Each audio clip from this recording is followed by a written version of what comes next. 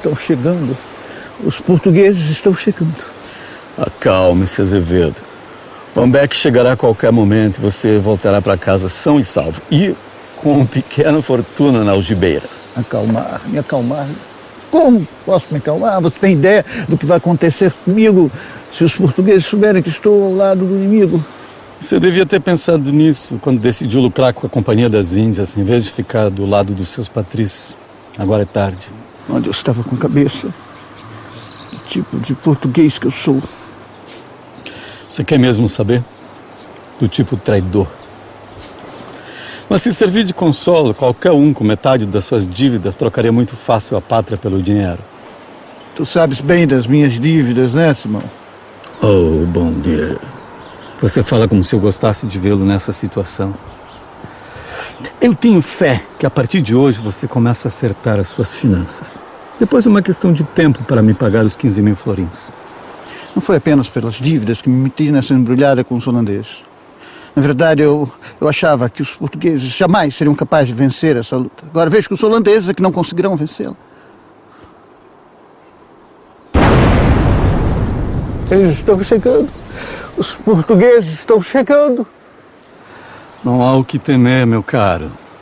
Suas preces foram ouvidas.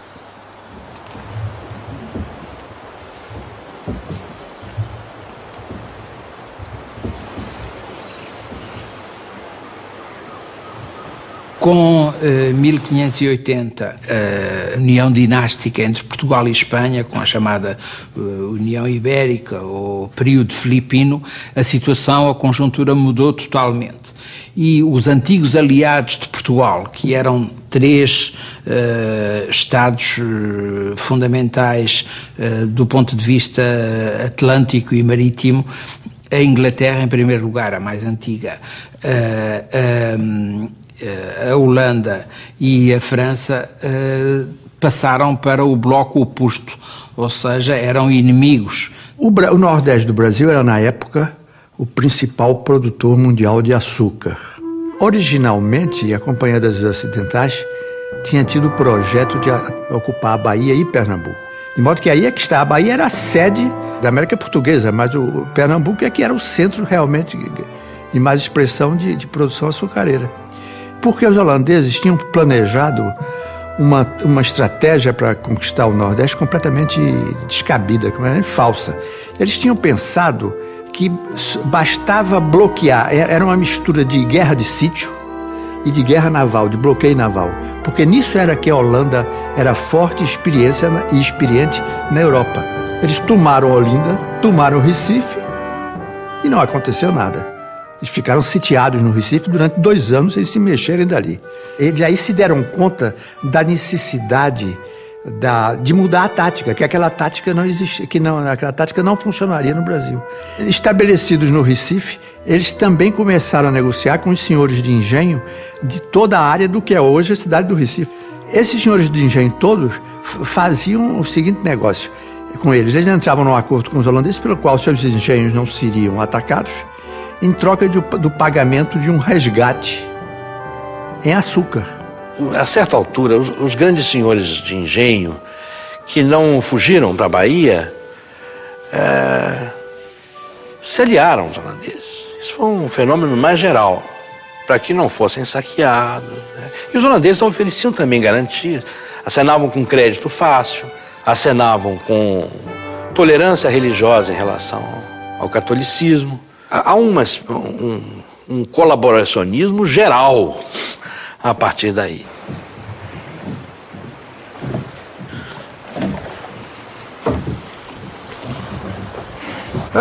Simão Nunes. Dom Azevedo, deixa ele apresentar um conterrâneo meu. Baltazar Van Beck, antigo funcionário da Companhia das Índias Ocidentais, hoje um mercador. Independente. Independente. Esses tiros, os portugueses estão a chegar. Eu acho que estamos todos apressados para resolver logo esse assunto. Vamos... Não, um momento que antes eu quero testar a qualidade da mercadoria. Vamos comigo.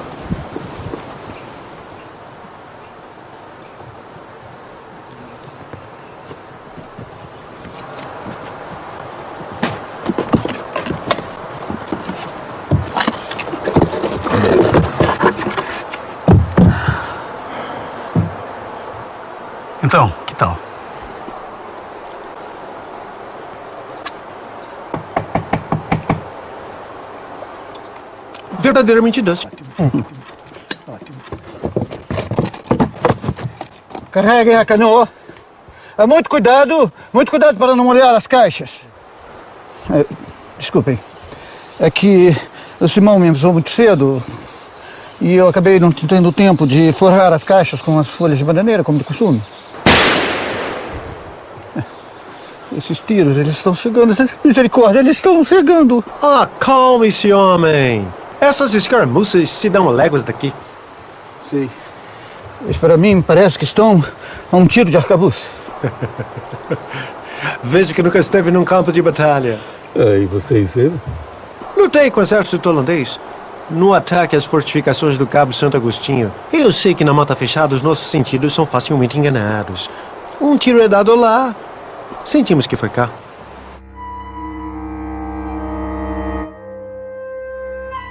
Calabar ensinou aos holandeses a chamada Guerra Volante, ou Guerra Brasílica, que era, na verdade, uma guerra de assalto, uma guerra de guerrilha. Apenas naquela época não chamava guerrilha. Mas eu fui rever o que havia sobre ele. E é realmente um negócio que as pessoas não notaram, que, o Calabar era, na verdade, um contrabandista. Ele era de Portugal, onde é hoje Alagoas, e ele navegava ali como grumete, como piloto. O fato é que ele tinha um conhecimento do litoral e, sobretudo, das pequenas entradas, do que a gente chamava lá as barretas, pequenos buracos no arrecife que permitiam você, por exemplo, fazer contrabando. Há uma indicação indireta de que ele era contrabandista, que era o fato de que ele teria sido perseguido pelo governo português porque teria dado grande prejuízo à Fazenda Real. Ora, grande prejuízo da Fazenda Real naquela época, por um sujeito obscuro de Alagoas, só podia ser contrabando, não podia ser outra coisa.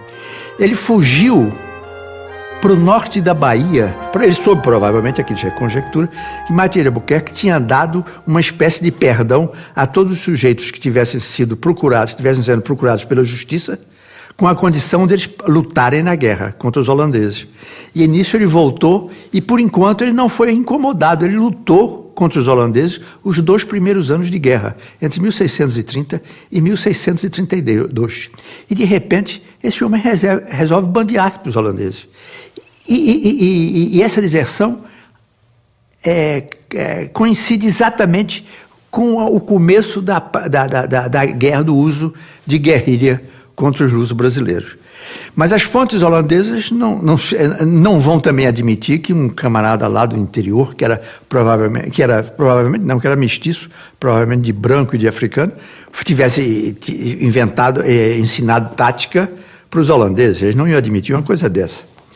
De modo que eles diziam, não, Calabar ensinou aqui os lugares mais fracos do litoral. Bom, mas quando Calabar foi preso e executado pelos portugueses e pelos brasileiros, ele ainda faltava 2 anos para reconquistar todo o sul de Pernambuco, Alagoas, e levar o domínio holandês até o São Francisco. Isso só foi feito por Nassau, que quando chegou em janeiro de 1637, como governador do Brasil holandês, a primeira coisa que ele fez foi reunir um exército e atacar os restos do exército luso-brasileiro e espanhol que estavam em Portugal, exatamente, onde Calabar também foi executado. E então o exército luso-brasileiro foi caçado por Nassau, foi empurrado por Nassau para o sul do São Francisco. Então Nassau resolveu fazer um Brasil holandês que ele governava entre o São Francisco e o Ceará.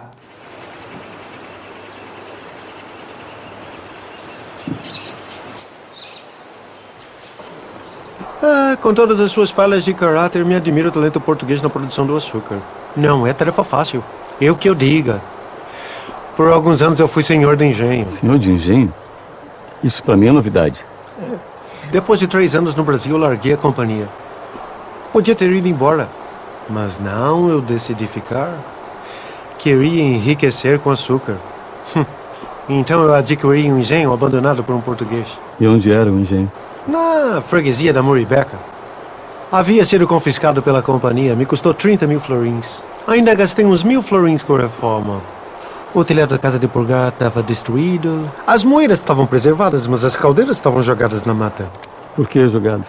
Os portugueses, traiçoeiros do jeito que são, Fizeram de tudo para impedir que colocássemos os seus engenhos em atividade. O antigo senhor da Muribeca chegou ao ponto de mandar enterrar tacho, bacia, escomadeira. Por isso, nosso amigo Azevedo ficou do nosso lado. Eita, povinho português. Por 4 anos a minha vida foi aquele engenho. Ainda assim, minha produção foi pífia. Apesar de todo o dinheiro que eu investi. Além das reformas, eu contratei feitores, mestres de açúcar, caldeireiros, um verdadeiro exército de assalariadas. É o que dizem. Quem quiser levar o Brasil do Brasil, que traga o Brasil para o Brasil. Havia um setor da Companhia das Índias Ocidentais que queria simplesmente desapropriar, expropriar todos os donos luso-brasileiros e por holandeses. Acontece que os holandeses não tinham a menor experiência de fabrico do açúcar. Isso teria sido uma ruína completa. Nassau conseguiu convencê-los que era preciso manter, fez tudo para manter os luso-brasileiros lá, tanto que muitos deles que tinham emigrado para a Bahia voltaram para os seus engenhos. E os engenhos que tinham sido abandonados, cujos donos não tinham voltado, foram confiscados e vendidos para terceiros. Quer dizer, todos os engenhos foram voltando aos poucos para o controle português, porque simplesmente os holandeses não tinham experiência. Naquela época havia segredos profissionais, eles não tinham dominado isso, nem tinham se preocupado em dominar esses segredos. E havia também, sobretudo, como lidar com a mão de obra escrava, porque foi a primeira experiência holandesa com a escravidão. Foi no Brasil. Eles não sabiam simplesmente como administrar. Então eles tinham feitores portugueses, tinham técnicos portugueses para moer, para fabricar o açúcar, para moer a cana. Tudo estava na mão da comunidade luso-brasileira. Havia, evidentemente, também um grande antagonismo comercial entre os holandeses e os judeus. Porque como os judeus lá de Pernambuco eram todos sefarditas, vindos da Holanda, eles falavam perfeitamente português e espanhol, coisa que os holandeses raramente faziam. O próprio Nassau não falava holandês, ele falava em latim, com quem soubesse latim, entre os luso-brasileiros. Ele compreendia um pouco, porque eu acho que ele entendia um pouco de espanhol. De modo que os judeus se tornaram os intermediários necessários para o comércio entre os luso-brasileiros e os holandeses. E, evidentemente, houve uma afluência enorme de judeus sefarditas para Pernambuco, a ponto da comunidade holandesa protestar junto a Nassau. Então o que fez Nassau? Nassau empurrava com a barriga. Chegavam os judeus e se queixavam da perseguição, mas Nassau ia levando. Ele via, entrava por um ouvido e saía pelo outro. Mas a grande pressão que Nassau sofreu da parte dos holandeses foi do clero calvinista, porque o clero calvinista chegou em Pernambuco com a ilusão de converter os índios ao calvinismo. E, evidentemente, não conseguiram. Isso os documentos holandeses dizem claramente, e eles confessam, nós não estamos conseguindo pregar a palavra de Cristo, nem a autêntica palavra de Cristo, nem aos escravos, nem aos índios, nem aos luso-brasileiros, que preferiam que seus filhos ficassem em casa estudando português com a aprender holandês. Então, houve por parte da comunidade luso-brasileira uma contração com tudo que fosse holandês. O pouco que me restou, investi na escravaria. 50 negras. E o meu feitor ainda achava pouco. Queria que eu comprasse 70. Devias ter ouvido o teu feitor. O serviço do engenho é muito pesado. Sem escravo, não há açúcar. Negros causaram mais prejuízos do que lucros. É impossível conseguir a sua obediência.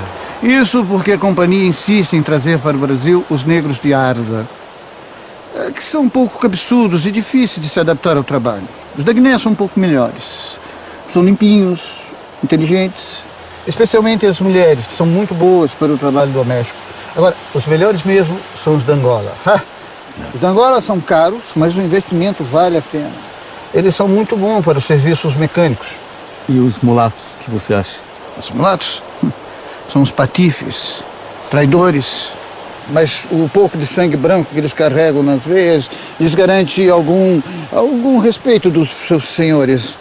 Inferno dos negros, purgatório dos brancos, paraíso dos mulatos. Este é o Brasil. Este é o Brasil.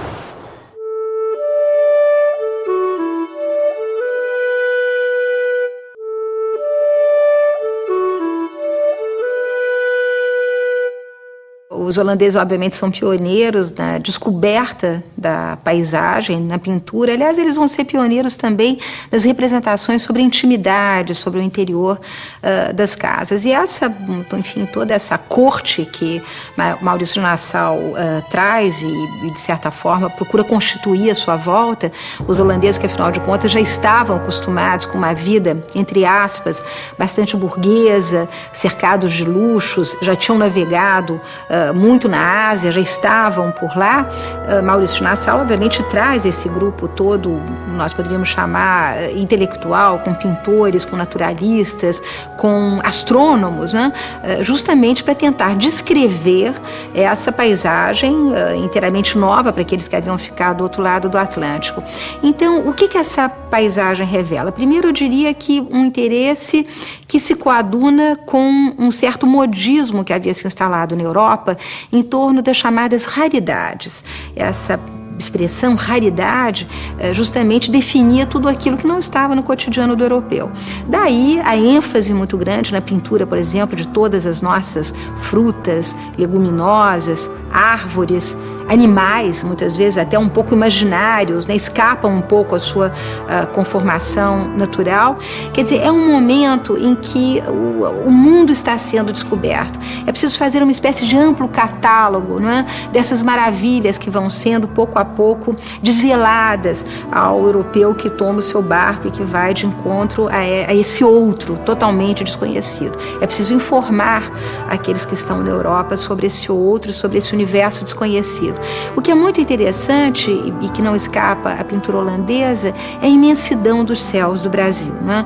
Essa é uma das características dessa pintura, um azul que nós sabemos que não existe na Europa e essas grandes amplidões que de certa forma falam desse continente imenso, desconhecido ainda a ser explorado, a ser apropriado, a ser explorado pelos europeus. De todos os segredos da produção do açúcar, me intriga. Como é que os portugueses conseguem um açúcar tão branco? Isto é responsabilidade dos purgadores. Contrataste um experiente? Não, na verdade, como eu já estava ficando sem recursos, eu coloquei um escravo para realizar a tarefa. Foi um erro muito grave. Tolice! Então o serviço de uma única pessoa faria diferença? Como? Com água e barro. É o quê? O segredo é colocar água e barro sobre açúcar, sobre os sobetes de açúcar. Água e barro? Sim. Quem que inventou isso? Foi uma galinha. Uma galinha? Sim, uma galinha, é o que dizem. Isso foi na Ilha da Madeira, aí pelos idos dos 1500. O açúcar sempre foi escuro, mas até que um dia uma galinha subiu sobre a produção de açúcar com os pezinhos sujos de barro, um pouco úmidos. E quando saiu, deixou umas pegadas branquinhas. Este é o segredo. Qualquer purgador saberia disso.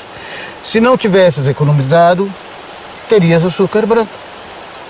Os portugueses transformaram o primeiro encontro deles com os holandeses, na verdade, numa macro-guerrilha.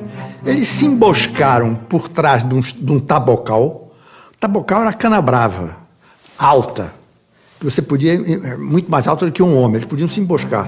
Os holandeses vieram pela planície. Quando foram atravessar o rio Tapacurá, se defrontaram na margem do rio com um grupo pequeno de guerrilheiros luso-brasileiros. Pensavam que eram só aqueles.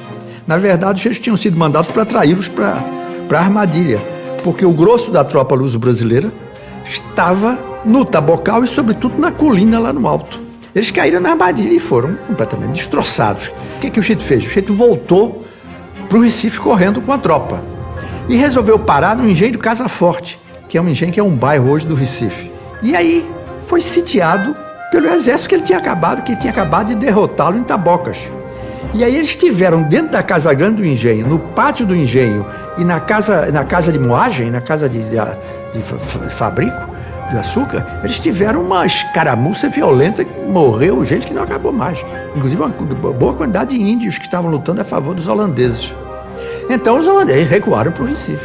E o Brasil holandês ficou praticamente reduzido a uns poucos barcos entre 1649 até a capitulação final em janeiro de 1654. Ouviste? Ainda acha que estão a léguas daqui? Calma, Azevedo, calma. Em breve estaremos sãos e salvos. Vamos, vamos, vamos. Passa logo os 8.000 florins. Mas como é covarde o português, eu já disse que essas tropas...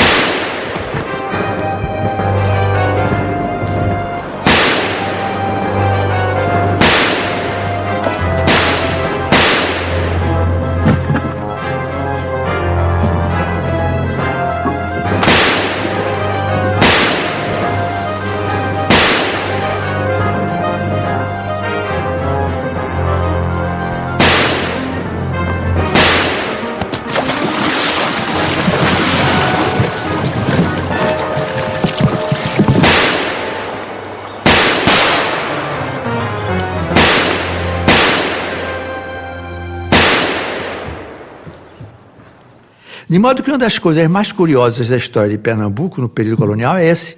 Quer dizer, nós chegamos à independência, para o período da independência, cantando as loas da ocupação holandesa.